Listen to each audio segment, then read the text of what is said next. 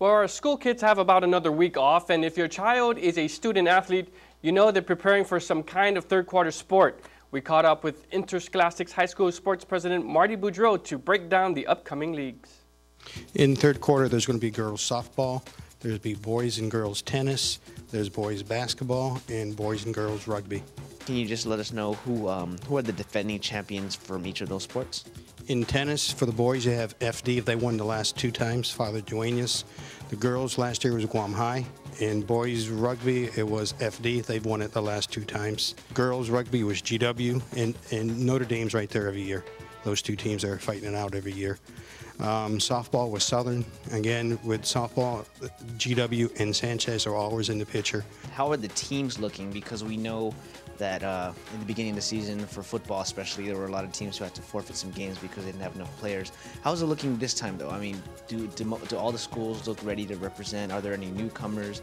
Are there any teams that don't have a team this year that did have last year? Is there anything new going on as far as player-wise, student and player-wise? The new team is St. Thomas in tennis. It's status quo in all the other leagues. I haven't heard anything about any schools saying they're having trouble fielding a team. Generally, that only happens in first quarter, and it tends to happen a lot in football because it's hard to get the kids out early for some reason in football. It's hard to put a finger on why that happens. Well, not only that, 2 huge adult leagues will be kicking off in a couple of weeks as well. That's the topic of this week's sports question. Log on to GuamNewsWatch.com and vote.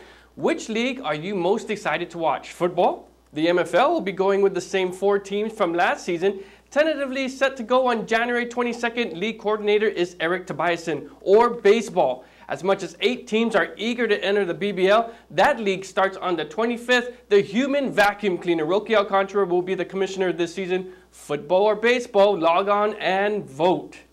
And that'll do it for sports. The official rainy weather forecast is coming up right after this.